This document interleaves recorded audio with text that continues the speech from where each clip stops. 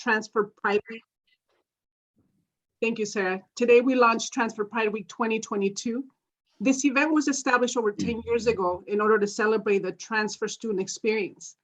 I truly believe transfer students make UCLA a better place. And with that being said, this year we decided to focus on what you transfer students bring individually and collectively as a transfer community, and chose the theme to be Transfer Power. We have an entire week dedicated to honoring your power, and we could not think of a better way to do this than to ask the most prominent scholars and practitioners and some of UCLA's most important transfer student advocates to open this week. But before I pass it on to Toya, our powerful transfer student, who's also our moderator for today, I want to mention a few things. One, I want to thank you, Sarah Mo, and our wonderful transfer student communication team for putting together all the wonderful graphics for this week.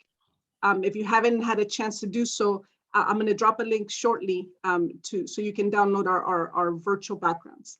I also want to thank Janae and the Transfer LLC, Kike from the Undocumented Student Program, the Transfer Student Representative Office, Aisha and Rick with Students with Dependents for your support collaboration in order to make this week happen, and all of the transfer student staff, and of course you for being here.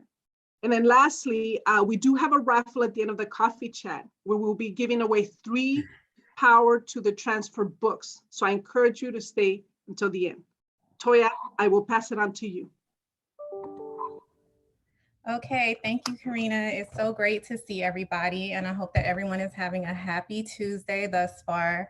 I'm just going to go ahead and give myself a brief introduction. Again, I'm Toya. I'm currently a second-year transfer student here at UCLA. I transferred from College of the Canyons, and I'm an African-American Studies major. I'm also a proud scholar of UCLA's Center for Community College Partnerships. I participated in the 2019 Parenting Site cohorts. And at CCCP, the Center for Community College Partnerships at UCLA, we acknowledge the Tongva peoples as the traditional land caretakers of Tongva, and are grateful to have the opportunity to work for the indigenous peoples in the place. And as a land-grant institution, we pay our respects to the ancestors, to the elders, and to the past, present, and emerging. And I am beyond excited to kick off the Transfer Pride Week 2022 with all of you joining us here today. And of course, with our wonderful panelists, Dr. Dimple Jan, Alfred Herrera, Santi Bernal, and they're also the authors of the book that's being raffled at the end, The Power to the Transfer, Critical Race Theory, and Transfer Receptive Culture. We're so happy that we can gather here in this space and discuss the importance of our transfer community. And, you know, because the transfers is what made this all possible, and also discuss everything transfer. And this coffee chat will serve as a purpose of discussing the power of the transfer pathway and the strength of the UCLA's transfer community. So before we get started, I would like to encourage all of you to write your questions in the chat so that the panelists can answer them for you after our discussion. And as Karina mentioned, there'll be a raffle of that wonderful book, the phenomenal book written by our panelists at the end. So without further ado, I'd like to welcome Dr. Dimple Jan, Alfred, Santi. It's great to see you all again. And as you may know, our theme for Transfer Pride Week is Superpower and celebrating the strength of all of our UCLA transfer students. So I would like to begin by asking you to, all of our panelists, if you guys can introduce yourselves and tell us what is one superpower that all transfers have. Any one of you can begin first. Okay, so good afternoon. My name is Alfred Herrera. I'm the Assistant Dean for Academic Partnerships and the Director of the Center for Community College Partnerships at UCLA. I think I know almost everyone on here, so welcome. We're really excited to see you here. Thank you to Karina, Sarah, and the transfer team for putting this together. This is one important acknowledgement of transfer pride, and really important to make sure that we continue to advocate and showcase the incredible students that you all of you are as transfer students. I've been at UCLA for 40 years, 40, yep, long time.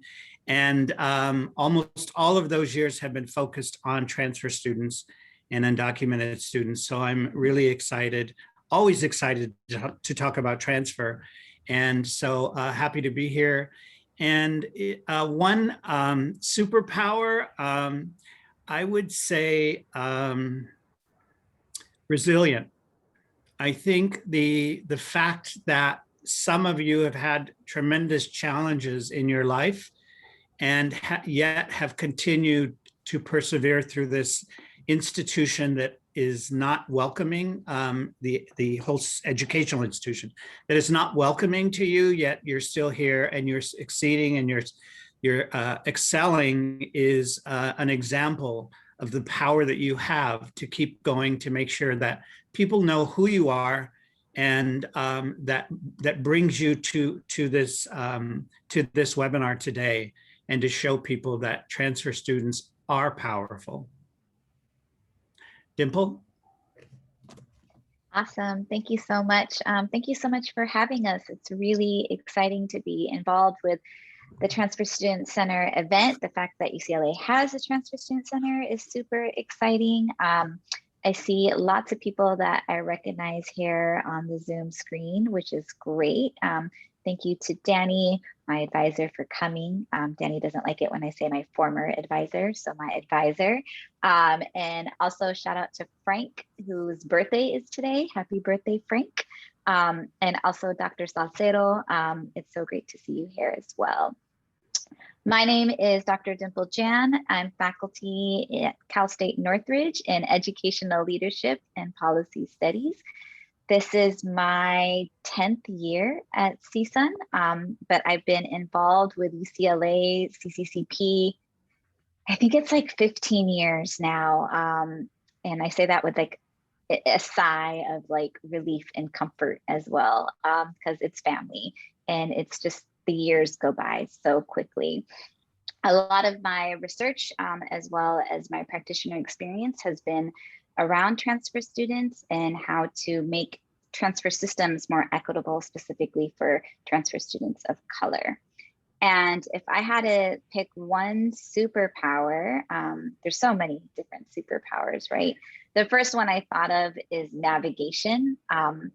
I get lost going down the street, right? Like my own street, and just the amount of directional navigational capital that transfer students have is amazing, to like figure out all those different maps and systems and pathways. But then I would also say flavor, right? Like transfer students are not boring. Like they bring so much flavor to campuses and classrooms because of lived experiences. So I would say both of those are superpowers. Santi? Hi, everyone. So excited to be here today. Damn. Okay. Wow. Okay. It's exciting to be celebrating you as transfer students. I've been working with transfer students pretty much all of my career, and that started for me. This started in 1991. I know this is probably prior to a lot of you being born, but in 1991, summer of 1991, I'm gonna have to find the peer counselor in AAP who got sick that summer. I'm not a transfer student myself, and I have been working in AAP's freshman and transfer summer programs, and they asked me that summer to take on that role of a transfer peer counselor because of that peer counselor that got sick, and I accepted it hesitantly because I felt it wasn't, I wasn't equipped, and I did not want to be, pretending to be something I wasn't. And it was the best experience of my life up to that point in 1991 to work with transfer students. And I have to mention Frankie Lannon, who is an amazing scholar now, who I met that summer and who literally, just transformed my own reality that summer. And in all the stories that I learned that summer, all from the different students I met that had just so much impact. I just, it's just that changed my whole, trajectory. I mean, that's the summer I said, this is what I want to do for the rest of my life. I want to work with community college students. I didn't know how that was gonna, look like, but I knew that that's what I wanted to do. So for me, that summer, 1991, that peer counselor getting sick, I say, I have to find this peer counselor, say, thank you for getting sick and, letting me take on this responsibility. And I do look at this as responsibility because I have to be responsible to your own stories and to honor them and to ensure that this institution, any institution, welcomes you and celebrates you in the way that you deserve. So I want to say thank you to both Karina and Sarah for putting on this together. It's amazing that we have this. And the superpower is, I've been saying it, I guess, is your stories. I mean, the three-dimensional, the joyful, full of life, full of definitely facing challenges, but also the triumphs that you have demonstrated more than enough, and not that you have to prove anything to anyone. That's just a superpower. You just bring something vital to this institution, and I cannot thank you enough for sharing your superpowers with all of us. So thank you. Yeah, I totally agree with all of you. Dr. Jan, you mentioned the superpower being navigation and how we bring flavor to the classes. I agree with that. And our stories and our triumphs is how we got here. And also with Alfred mentioning a resilience. And that's very important because it empowers you to move forward on to the next step. And with that said, I'll go ahead and move into the next question. And I'll go ahead and ask you, Alfred, what does a transfer receptive culture look like or doesn't look like at UCLA? Wow, that could be like days of conversation. Thank you. First, I do want to go back for a minute, though, and acknowledge Danny, Professor Solorzano, because it is really his guidance that have really helped us move and shape this further. So it's always important to acknowledge the giants that you stand on the shoulders of. And I want to say thank you, Danny, for helping lead us to where we are today and for all that you have contributed to not only us, but CRT and education and everywhere else. So thank you, Danny, for that. The other, to answer your question, because we have a limited amount of time, what I decided to do was to highlight a couple of three things on each side of that. So we'll go there and then we can continue to discuss it at the end if there are additional questions. So the first thing I would say is what is transfer receptive culture as it looks like at UCLA would be you and the numbers. I would say you being transfer students and the numbers that you have. One of the things that has always been important is that UCLA has always had a commitment to transfer students, and we did not waver in that commitment. We've always had a strong showing of students admitted at the transfer level. And so UCLA's commitment to ensuring that we had students coming in at the transfer level that we're close to the numbers of freshmen is one thing that is really important about what we have. The second thing is institutional priority. And when we, institutional priority. And it's really about not only the campus administrator level, but what the campus itself provides. So looking at, does the chancellor or your president have a commitment to this? And if so, how do they demonstrate that? And one of the ways that we have demonstrated that with the chancellor is taking him out to visit community colleges. We've done about 16 over the last 12 years, and we will continue to do more once we're able to. In fact, he asked me at a meeting a few weeks ago when we were able to do that, if we could resume those, because he felt that they were really important.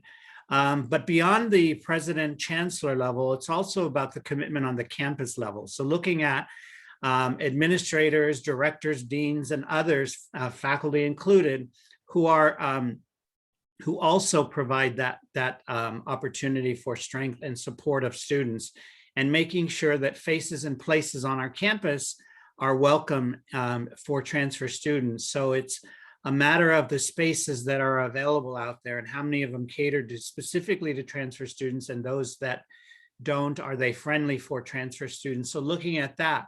Other things would be guaranteed housing. I know we have guaranteed housing for 1 or 2 years, depending on what's going on with this pandemic and so forth. But looking beyond the transfer student housing on the Hill to guaranteed parenting housing, because if a parenting student doesn't have guaranteed housing or guaranteed childcare, those are two things that are really critical in deciding whether or not they're going to attend the university. So those two things I would say are really important on both sides. The Transfer Student Center, we're one of a few campuses that have that, and the fact that you have a staff dedicated to ensuring that everything that goes on the campus is focused on providing opportunities and support for students. So having the Transfer Student Center there is important. Having a transfer success team that meets monthly to talk about some of the challenges, issues, opportunities, and support available. Having the transfer student representative, which is very, very important to have the student voice there. And then on the other side, as I said, the lack of priority in certain areas, looking at, what parenting students for parking is really important. And I think probably the last thing I'll say is the lack of representation in meetings where transfer issues are discussed and decided on is really an important factor that should happen at all levels. And so making sure that UCLA is a welcome place for transfer students at all levels, in all programs, in all departments, in all classrooms is really important. I completely agree. It's very important to feel welcome and feel a sense of a belonging here at UCLA. And that's what I felt from the beginning, and I'm getting ready to graduate until the end, and I'm sure further on. So just one moment. And Dr. Jan, with that said, I'm gonna go ahead and ask you the next question. With the support and dedication that UCLA has for its transfer students, what do you think is a program, event, or support you would want to see colleges adopt to make campuses more transfer receptive? Thank you for that. I think it echoes really well what you're saying, Toya, about feeling welcomed and having a sense of belonging, right? So if I had to wave a magic wand and budget was not an issue, I would want transfer red carpet, right? I would want transfers to feel fabulous and welcomed and have messaging around not only their entrance, but also their exit to the university, right? I want engraved invitations to the university. I want an orientation that is as big, if not bigger, in scale and scope as a freshman orientation. Similar to what Alfred was saying, I want a transfer agent or a transfer champion at every meeting where decisions are being made about undergraduate student life, as well as graduate student life, right? To not forget that the transfer journey and identity continues throughout the pipeline. So if I had to plead with universities, which I do, including my own university within the Cal State system, is to have that same messaging that transfer students are just as valuable and just as welcomed as freshman students.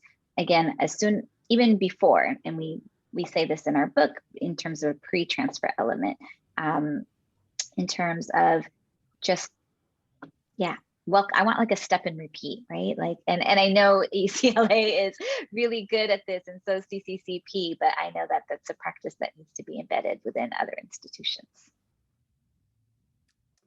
Yeah, I'm just over here daydreaming about that. I was like, should it be UCLA blue and gold? Like, what is this? Perhaps, So yeah. I want the red carpet, I want the large orientation, all that for our future transfer students. So yeah, with that said, I'll go ahead and lead us into our last question, and I'll go ahead and ask that to you, Santi. Like, what would you say is the role of transfer students in making UCLA a more transfer receptive campus? Love that question. Thank you. And before I answer that, I also want to say thank you to Danny Solorzano, Dr. Solorzano, for just that amazing mind, and just everything in the writing he's done, that's come from that. I mean, he's definitely, if TRC was a super hero that, with Superman, Kal-El, he will be the Jor-El. And if you know the reference, then. God, yes, I mean, when we talk about high institutional priority, I don't think of administrators at all. I mean, I think of you. I think of each of you creating that high institutional priority. So, I definitely, and I have said this, and I'll say it right here. I don't think the chancellor wakes up in the morning and says, well, let me think, what is the priority for transfer students? That just does not happen, right? But you wake up and you have to face the issues that you have to face, whether at the community college, whether any institution, and you have to think about what is it that you have to do today that is going to make it a great day, or what are the things that are not going to make it a great day. And you are the ones that are creating the institutional priority in terms of what it is that is facilitating your process to graduate from here, and what are the things that are barriers to that process. And it is your voice, your stories. Again, I go back to that create and demand and let us know and guide us to ensure that that we are doing what's right by you, right? I think when we think about that the institutions are meeting transfer students, right? And that as they enter these institutions, we have to understand that, of course, there's a historical context to the fact that there are not as many people that look like us on this campus, number one, right? So, and then number two, that you bring all of you to this institution, and we should be able to say that this institution is not only just meeting, accepting, or ensuring that all those identities are being quote unquote tolerated, but that they are celebrated, right? That we're actually excited about the fact that you're a parent student, that we're excited about the fact that you're a queer transfer student, that we're excited about the fact that you're an undocumented transfer student. All of these different things, we should not be looking at these things as challenges to be fixed, right? Or things that we need to fix on transfer students. We need to think about those stories that you're bringing, your role here as how is this institution being that barrier to celebrate all those different identities that you bring. And so when I think about what your role is, it is your role is to guide us through the lived experiences that you bring to this institution, and in no way do we need to also add more to your plate, in the sense of like Now we need to give you this other responsibility that other students don't have, right? That freshmen just take for granted, right? That freshmen get all the opportunities available at this institution. There's no opportunity usually that is not available to a freshman student. I want to be able to say the same for transfer students as well. And that maybe they're not necessarily exactly the same, but that we should strive to ensure that any opportunity that's afforded to a freshman is afforded to you as well. And again, I think being guided by what you bring, being guided by your stories, and honoring your experiences, and then also honoring the expertise that people that work with transfer students have as well. The ones that are the guardians of your experiences in the long-term memory of this institution. I think that's important too as well. So I think your role is to be all of who you are when you get here. Yeah, that's very well said. I believe that the transfer receptors culture does start with us. It starts with all of us as a whole, because all of those intersecting identities, like being a parenting student, being first gen, being people of color, is what makes us such a great community of transfer students as a whole. So that will go into our last question, and that'll be for all of our panelists. And what is something you would want to tell all transfers, or something that all transfer students should know? I want to address something before I answer that question, and that's how important this work is in terms of transfer, and not only the recruitment and the admissions and the retention and graduation of transfer students, but some of you know that I sit as the one of the co-chairs of UCLA's HSI committee, in that we are developing a proposal to help UCLA become an HSI in the next several years. And a few of you on here, in here, are on that committee, and thank you for the work. But one of the things in the several meetings that I've had with transfer, and also with the chancellor, and also looking at the data, if you look at the data, and this is particularly for Latino students, because that's the group that we've been working on, but in transfer in general. But if you look at the data, transfer students continue to increase every year, and the retention rate is high.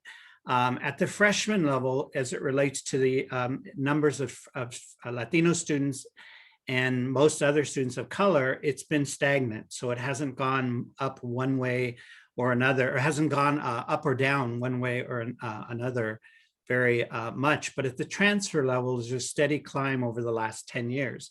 And one of the things that the chancellor has said in 2 or 3 of the meetings that we've been in is that transfer seems to be the place where we will be able to see those gains and that increase. And so I'm happy that he's acknowledged that in a larger community, because it shows that he understands the power of the transfer experience. So I just wanted to share that. But the other thing is, something I want all transfer students to know is that, one, you are important. Your stories matter, and that you have every right to be at this university and to excel and to go on to whatever it is your goals are. I also think you have a responsibility to make sure that your voice is heard. And I don't mean that in a way that you have to be the advocate or you have to do all of this stuff, but you have to make sure that we, those of us who are in positions that are, where we're able to do that, understand and know that. Santi mentioned it in that you don't always have to be the person trying to make that change, but you should be the person to make sure that we're aware of what change needs to be made. And I think, seeing Zulika on here and the work that she's done as a transfer student representative last year really stepped it up a notch. And it's important for that to happen, but it's also important to make sure that there are many of us advocates in this room that can carry that same message. and that transfer students have the power to change the narrative about transfer students because they are the next generation. And so we applaud you and thank you for continuing to remind us of all that you are. Dimple. These are like such profound statements, y'all. What can I say? I think one thing that transfers should know is that we don't know everything, right? We really don't. So please tell us what we don't know. It's your lived experience that's so valuable. And it's from your own knowledge and your own journey that we're going to learn. So similar to Alfred, don't discredit that, right? Don't discredit the knowledge and power that you have from your family, from your community college journey. I think one other small practical thing, and this is me being a faculty member and working with transfer students. I know that there's different campus cultures at the community college and at the university in terms of just like meeting with your faculty and having like a one-on-one conversation with them. I know that's even harder now in a Zoom world, but I would encourage transfer students to talk to faculty, to talk to their faculty, because we're bored and we love to talk to students and we love to have conversations. And anytime that you talk to us outside of our classroom reminds us again why we're doing the work that we do and why we're invested in the discipline that we teach in. So as much as you can, if you feel a particular connection to a subject or a topic or even just a reading, you know, email your faculty member, set up a Zoom appointment, you know, write a DM in the Zoom chat. I really encourage you to do that. Just extra piece of communication with your professor. Something. Thank you. I think you all said it, so I'm that no, just yeah, right. Me not having anything to say, right? And Dimple, I just don't ever believe that you're bored at any point. You know, just know that's not true. And if you know, if there's a time where you're, I would like to see that so I can, you know, record it at some point, because yeah, I don't believe that. Gosh, so much to say in terms of like, you know, what I would tell you, but I think I'm going to tell you that, and I think I learned a lot this from transfer students, and I think it's because of the complexities and just the wealth of experiences you all have, is that so many times in the beginning of, you know, when I started talking, I was getting emotional and I was trying to hide it.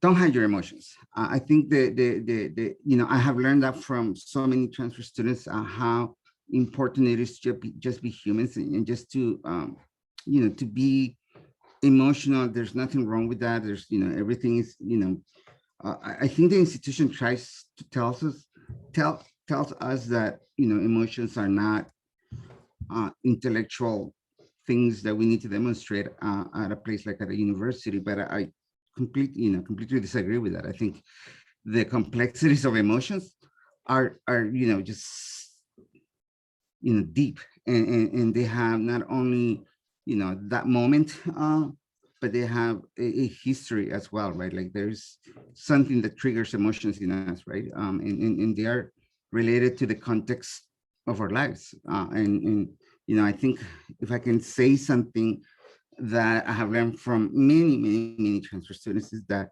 it is those emotions that have really, for me, shaped how I look at this work, because it's not just about intellect. It's not just about, you know, the stories in a vacuum. It's really about the stories in this human form that we have, right? I mean, that are, you know, that are also very attached to emotions. And you know, I just think that being able to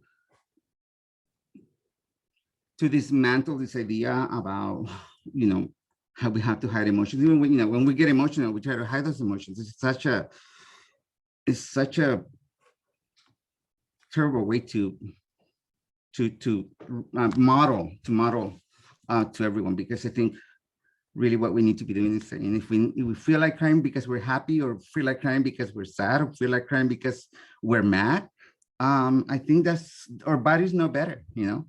Our bodies definitely know better how to deal with those emotions. So yeah, I'm I don't know how deep that is, but yeah, I definitely think being able to be emotional in the academy is important, and thank you for showing me how to do that, to all of you transfer students. Okay, thank you guys for all your empowering words. And Santi, yeah, that's very important to embrace your emotions. The emotions that we feel can compel us to influence others by using our voice, like Alfred mentioned, and making decisions in our life, and knowing that understanding that we don't know everything, like Dr. Jan mentioned as well. So that, we'll go ahead and move into the questions from the audience. Let me go ahead and see, we have a few questions. We have some good questions here. So with the first question for our panelists, it'll be, what are some tips for transfers to navigate and be successful here at UCLA?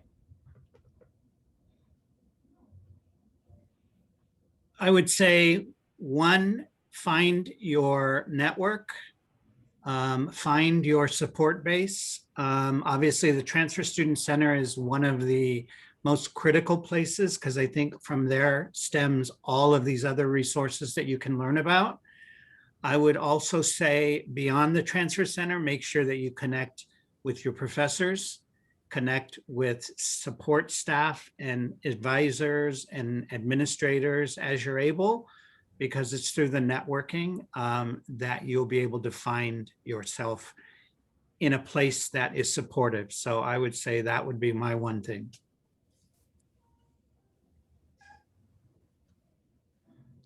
I also want to just add, just believe in yourself. I think that's one of the things that I say this in our meetings with scholars. I often get asked, like, do I believe that everyone has the potential to get into a place like UCLA? And my response has always been, it doesn't matter what I believe. It matters what you believe.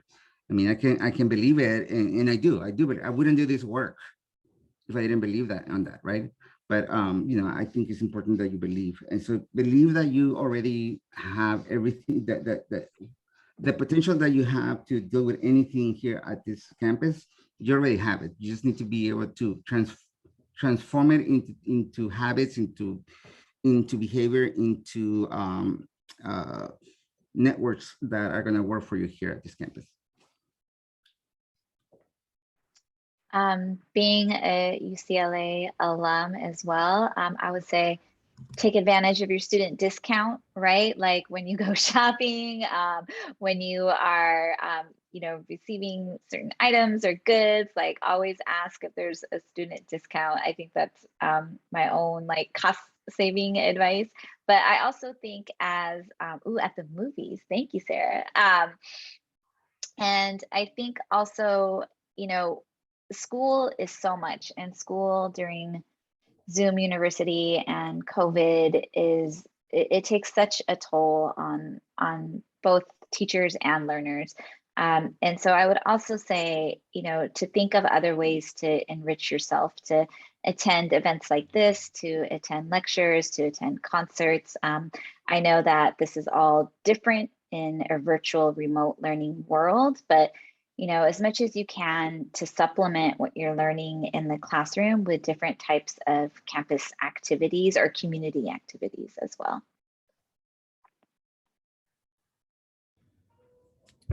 Okay, thank you. Oh yeah, keep the ID. Yeah. It doesn't have a year on it. At least mine didn't, FYI.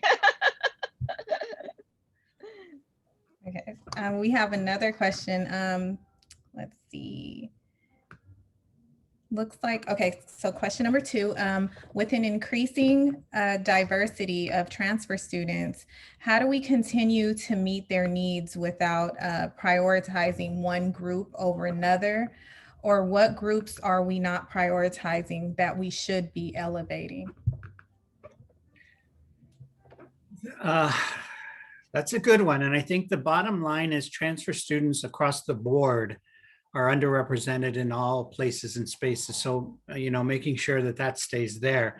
But there are communities within the transfer student populations that are severely underrepresented. And I think, as we talk about men of color, as we talk about African-American students, Native American, Southeast Asian, Pacific Islander, those are some of the most severely underrepresented communities. So our role should be to provide as much information and support and guidance and encouragement and motivation that we can to ensure that these students have those opportunities to prepare for a university like UCLA. The work that we do in CCCP is really focused on those populations to ensure that they see themselves at a university like UCLA, not necessarily that they should come to UCLA, but if they can prepare themselves for a place like UCLA, then they're prepared for anywhere they want to go and can make an informed choice based on that information. So I think that we cannot take our eyes off the fact that there are a lot of communities that are not getting what they need from a lot of different places. And as we're able, and as we should, provide that push and that support for those students. And I think one of the other things that I'm going to say this because I've heard this before, because you're focusing on one community doesn't mean you're not focusing on the others. And I think that's part of the problem is that everybody thinks that it's this pie game and that, if we're getting this piece to this group, then this group's not getting any. I think the reality is that we need to make sure that we're embracing all of these students that are in need. And I think one of the things that comes up is the idea of this HSI, and I'll use this because I've heard it before. UCLA becoming a Hispanic serving institution doesn't mean that only Latinos will benefit. This, research shows that all students of color, low income, first gen benefit greatly from universities that are HSIs. So while we may be getting funding for a particular community, it goes across the board. None of us are only interested in working with that one population. We want to start somewhere and provide opportunities for all students in that. So we want to make sure that people don't see it as a competition, but to see it as embracing those in need.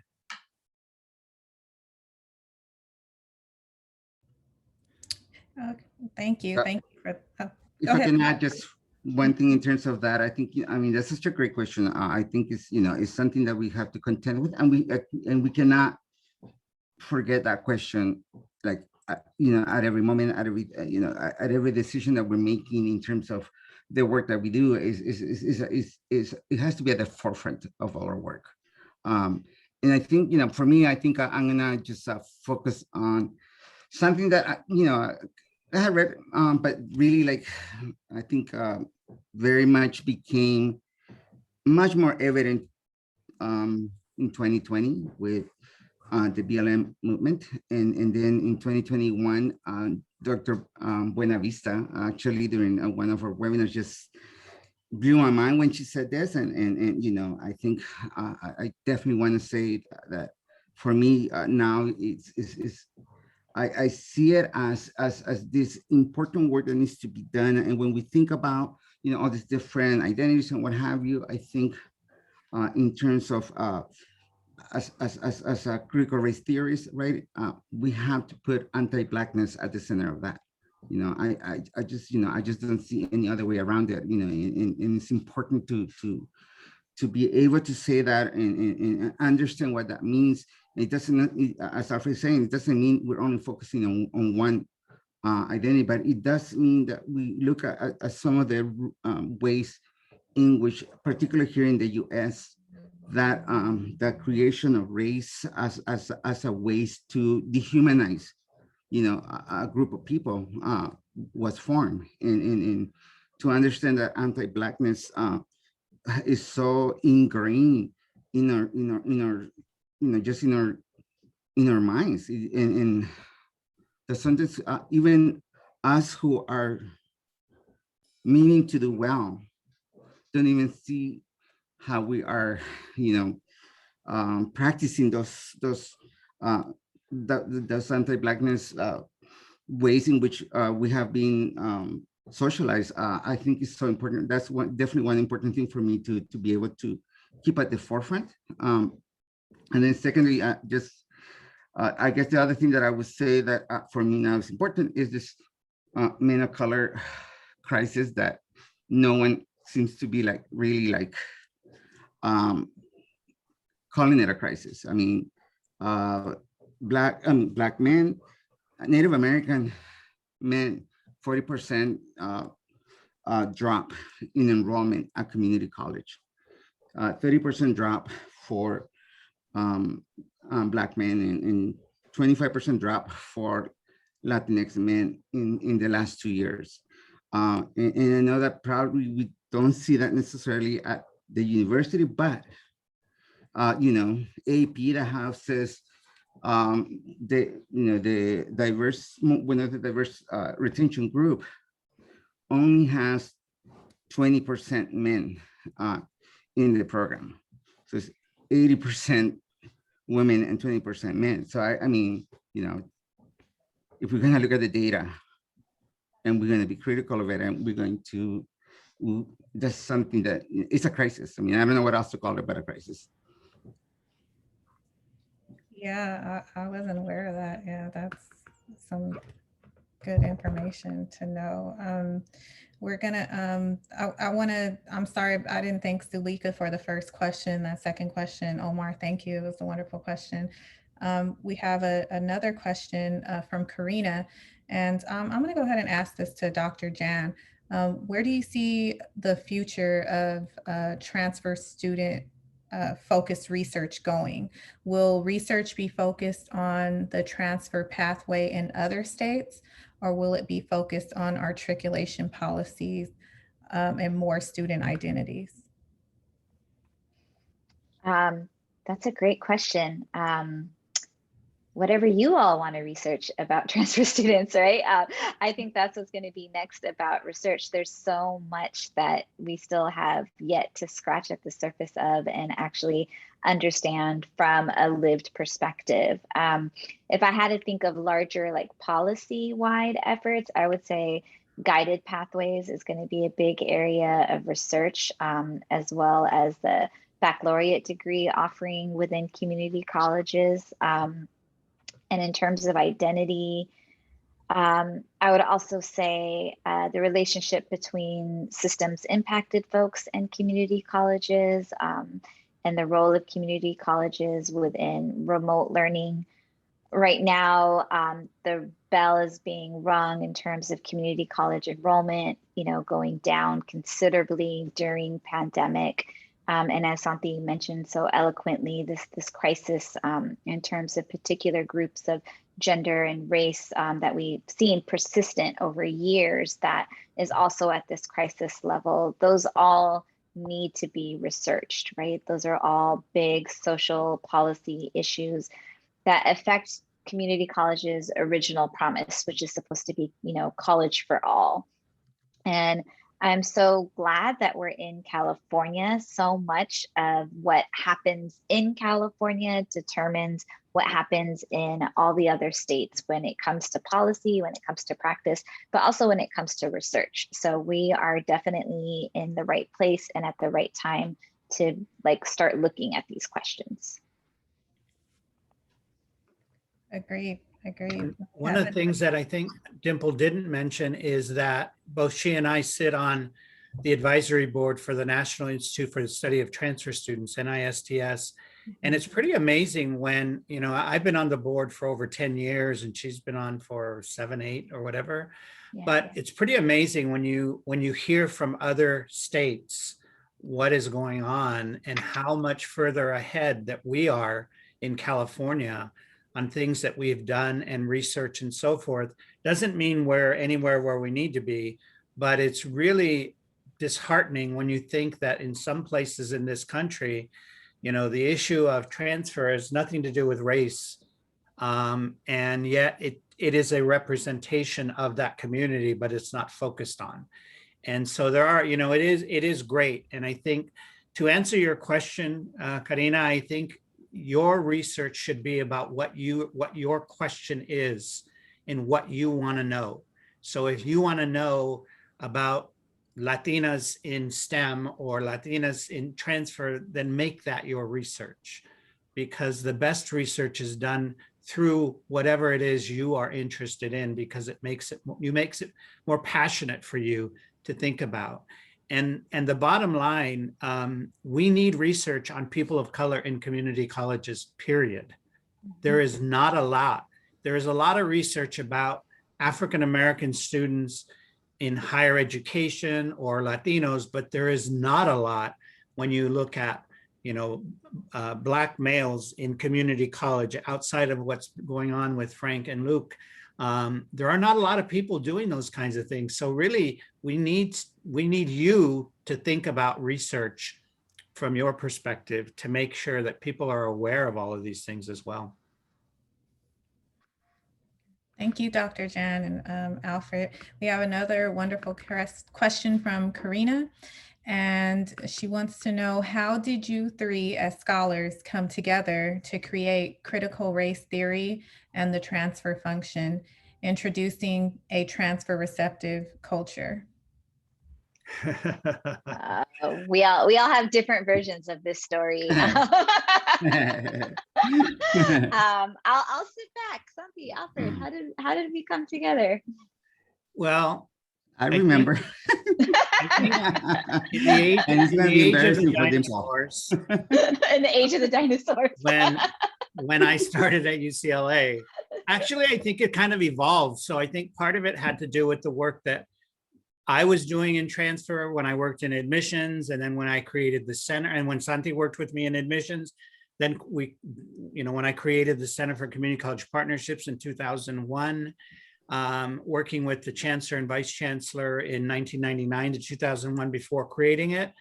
And then it just kind of evolved. And I think, you know, our work has always been about social justice, race, equity, and really helping prepare various communities in need of transfer. And I think my version is Dimple stalked us when she was a graduate student and would not let go. And to be honest, my vision was really about being practical and working and doing these things. Her version slapped us around and said, no, you need to publish and you need to write about the great work you're doing.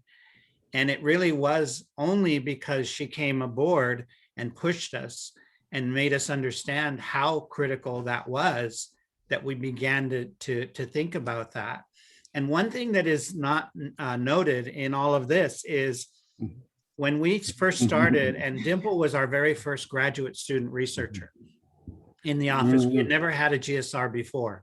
No, Dimple was the very first one to come in and really start talking about a graduate school to our peer advisors, peer mentors at the time, and really starting to help them understand why they needed to be in graduate school or professional school. And the numbers jumped tremendously in the couple of years that she was there in the interest, because no one had ever sat down with them and said, you should think about this or do this or on. So that led her to us getting together and writing our first piece on TRC, which was in 2011. And we have written about 6 or so pieces since then. The 3 of us, I think Edis is here, and Danny. And so we've done a few different versions of it and used examples of programs to illustrate some of that. And then she decided we should write a book.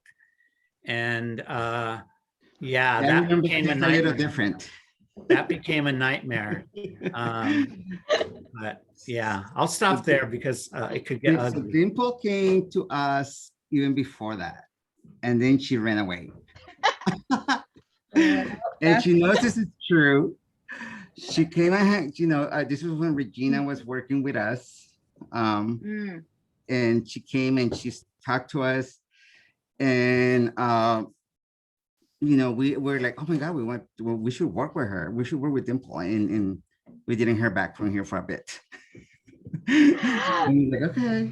I That's guess very it was. I guess it was not a good match. It was not, you know, a match made in Match.com. I guess at that point. So you know, she just slided left and just, you know, didn't. And there was another graduate student right before Dimple. But I think what Dimple brought was intention, and I think that's so important. Intention is so important, right? In being intentional about things. We don't know how to sometimes be intentional. I think, you know, as Sophie is talking about, a lot of us have been social justice aware and social justice advocates, activists, intellectuals, but not. It was not. We were not intentional about it, and I think definitely when Dimple's reign came to be, she reign, and you know, by the way, that dynasty has not ended at this point yet. It still continues. She brought intention. I think that that changed everything. I think it was a game changer for all of us in terms of being intentional about the work that we're doing, in being intentional about having a framework. And again, I think for, you know, I would not have understood how important and critical it was to train peer advisors, not only through the lens of, you know, how they can help students, but to train peer advisors through a critical lens, right? I think, you know, I would never have understood that if I did not have intention behind it. And I think Dimple just, you know, she had all the intentions in the world and she brought them with them. Thank you.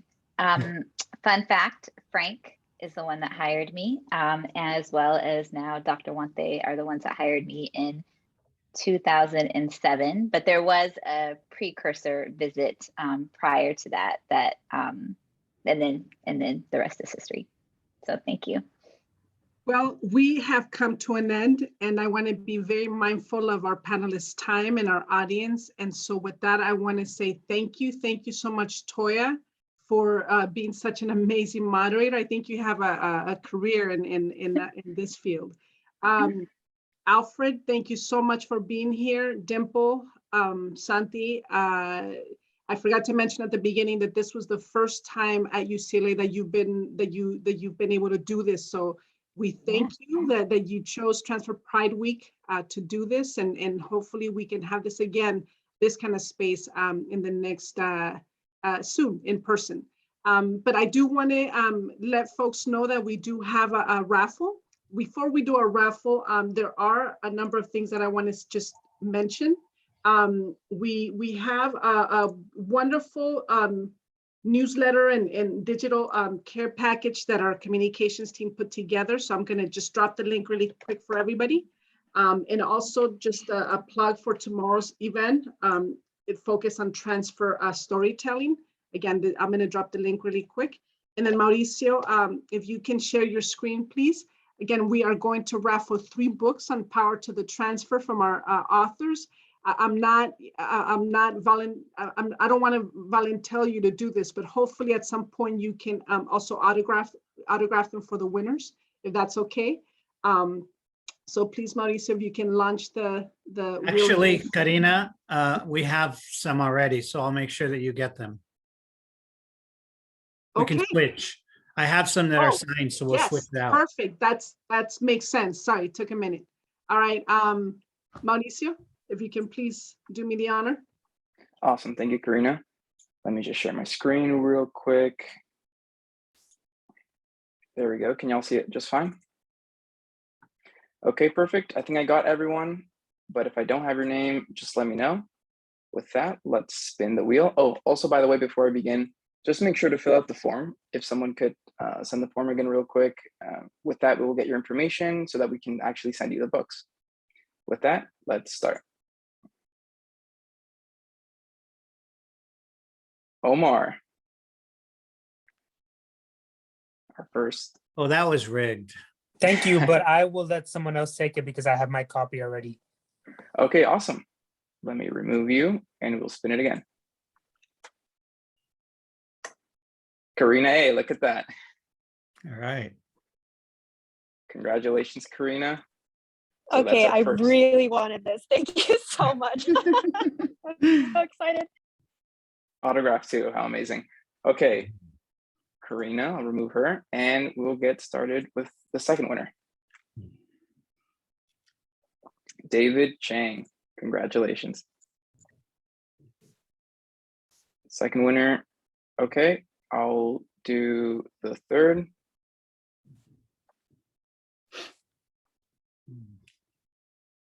Ellie, congratulations. Really? Hi, Ellie. Those are our 3 winners. Make sure to fill out the Mm, form so we can get I your never information. win. Actually, Mauricio, I'm actually Mhm. sending a form directed to the winners.